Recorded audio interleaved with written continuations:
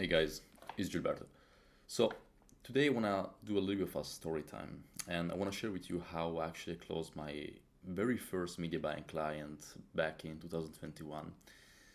And the primary reason why I wanna do this is because quite a few people comment under past videos and also on my Instagram where they reach out to me and they were like, "Hey Gilberto, I really wanna become a media buyer. I really like what you're doing, but I'm not sure if I can do it because I don't have experience." And simple truth is that no one really was born with experience, so you somehow have to gain it, right? You cannot expect us to have experience, and it doesn't work this way. And so me myself, back in 2020, 2021, I have zero clients, zero experience, but I was still able essentially to become the person I am now, manage millions of dollars in Facebook ads, and making six figures with that and stuff like that, right?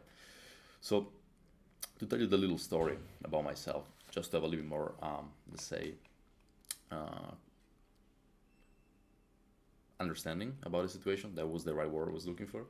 And then I'm also gonna explain to you how you can do the same, essentially, how you can actually close your first client, even if you have no previous essentially experience. So back in 2021, I came from a period where I tried dropshipping, I failed pretty miserably, and then I tried SMA for 6 months or so, and I failed pretty miserably. And so I was looking for my first client, first paying client. And the way I found the client was because I joined this program, this SMA community. And this guy was running a very successful agency back then. And he was very good at sales. He was very good at sales. He was very good at outreach, client communication, essentially everything that I was not good at, he was good. But he was not the great at running ads, or maybe he was, but he just didn't put a lot of effort because what he really enjoyed doing was sales. And so I failed SMA miserably for 6 months, closed no clients. But I was pretty good friend, let's say, with this dude. We were constantly in touch and stuff like that. And so one day he reached out to me and was like, "Hey Gilberto, I know that you are a bit more techie. You like running the Facebook ads and that kind of stuff. I've been trying to run ads for this client. It didn't work. Would you mind give it a try?" So back then I was like, "Yeah, I mean, why not? Sure, sounds like amazing, right?" So I took over as a client essentially, and in a matter of 1 month, I was able to double up essentially his business, and I believe like in 3 months time we 5x that, and so we did was it like 100K per month or something like that. It was an e-commerce brand, so that was pretty wild, right? And that's how I got paid my multiple four figures for that specific client. So it was like that was shocking to me. I passed from like zero to like 2K euros, in a matter of like a few months. It was like per month essentially. It was like, wow, this is wild.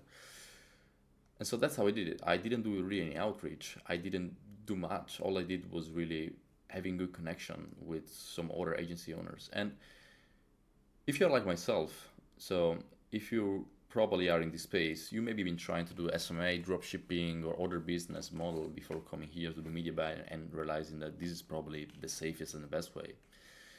And because of that, you probably are in different groups, on Discord or like a Slack, or you even know maybe people on Instagram that are running successful agency. Maybe they have 2, 3, 5, 20, 50 clients, right?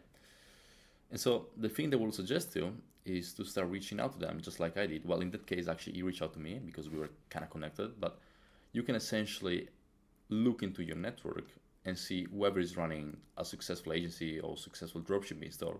You can essentially offer your service as a media buyer for them to run ads. Now, one of the most common objective that I get is, "Okay, Gilberto, I would like to do that, but I don't think people are going to hire me because I don't have any previous experience." Well, guess what? I also didn't, right? But I kind of figured out three possible ways in which you can go around it. And so now we're going to explore them, okay?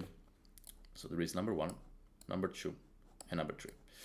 So number one and number two are the one that they say they are ethical, okay? So this is ethical. And then number three is the one that is not ethical, honestly, but I'm still gonna mention it because I think it's still worth mentioning it, and also because you can use it potentially in the future to kind of like understand how some people plays. It's like, I don't know if you guys have I read like the book 48 Laws of Power. That was a hard name to say.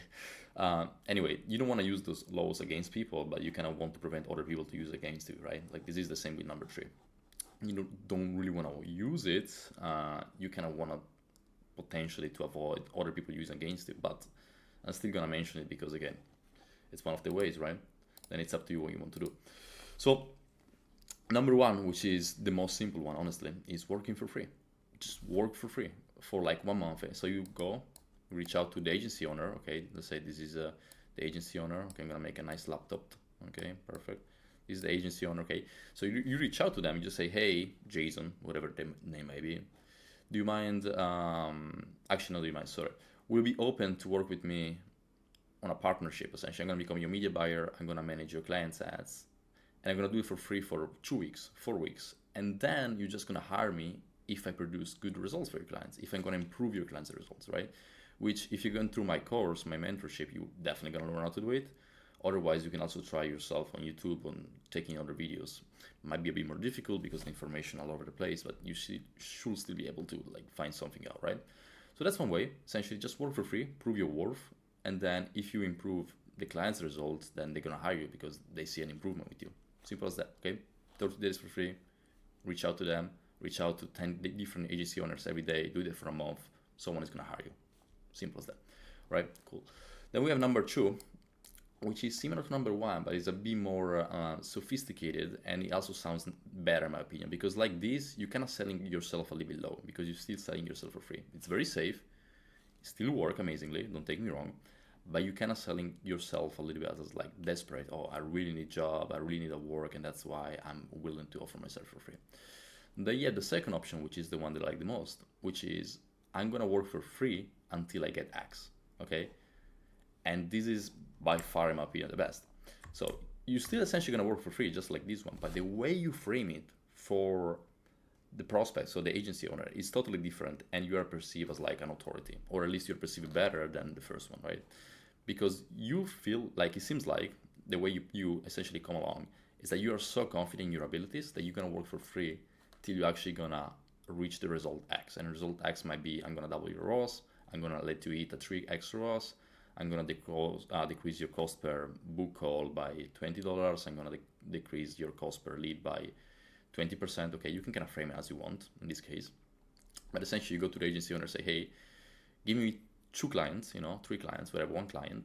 I'm gonna manage their ads, and only if I achieve X, okay, and X, it might be again Y in this case. X might be like, I don't know, 20% less, okay? So you're gonna give me 3 clients, this is 3 clients, 1, 2, 3, and only if I achieve this big thing, then you're gonna pay me. Otherwise, you're not gonna pay me. And you don't have to make it like incredible, you don't have to say, okay, well, I'm gonna triple your ROAS in 30 days. Like, let's be realistic here, okay? But you can simply say, I'm gonna lower your ROAS by, I'm gonna lower your cost per acquisition by 20%, and then you just pay me if I do so. And that's something you can do honestly in a matter of like a week. If you just like structure better the campaign, maybe you change the copy, maybe you try a few new creatives, you can already like decrease the cost per acquisition by 20%, which it sounds a little, but for a business owner that is spending like 5-10K a month in ads, 20% lower CPA, that's 20% more profit for him. That's huge. That's good. That's great, right? So this is how you want to play if you want to become like a GS. That's like the G mode. Okay, you have to be a bit more confident of yourself because this one essentially, again, you're still gonna have to prove results somehow, but you're just passing by very vanilla. It's very safe. This one is a bit less safe because if you don't improve the results, obviously you're not gonna get the clients.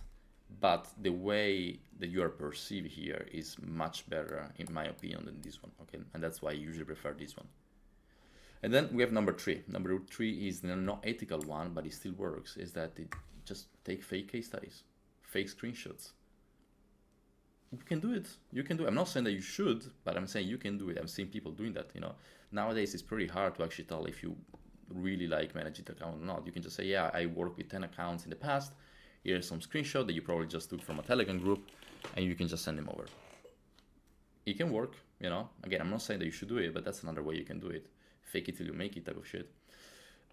On top of that, another thing you can say, if they ask you for a previous case study, you say, sure, John, I would love to, but unfortunately with the previous agency that I was with, I signed an NDA. Essentially an NDA is like a non-disclosure contract. You cannot disclose any information about client, names, data, results, anything. And so they kind of like, protect you in a sort of sense that the reason why you cannot share results is not because you don't have them, but it's because you sign an NDA. And that's why you cannot share them, right? Sounds stupid, but it can still work. But this also, the reason also I'm saying this is because if you gonna go down like the route of business and you're gonna decide to run your own business, you're gonna find people like this. You're gonna find people that lie about the resume, lie about the past experience, and they're probably gonna use these little tactics to actually do so. So that's one way you can actually, let's say, protect yourself in the future as well.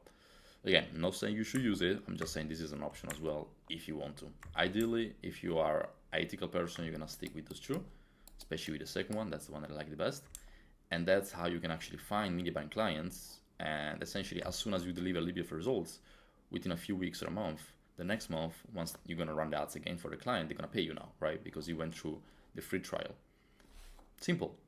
It's so simple. Like people try to make it sound so sexy. I wish I would sell you like sexy stuff that sounds complicated. Oh well, to do this, you need to have the best script and the best. It's simple. It's stupidly simple. It worked for me. It worked for all my previous like students. I had 40 plus people that I helped in the past uh, 18 months essentially with media buying. That they went like from zero. They maybe were running SMMA and they failed, or dropshipping and they failed, or maybe they never run anything. Zero experience. They came in 90 days, 100 days. They were able to go from zero to like 3, 4, 5, 6, 7K. Some people went all the way to like 15K per month. Yeah? And they all start from zero.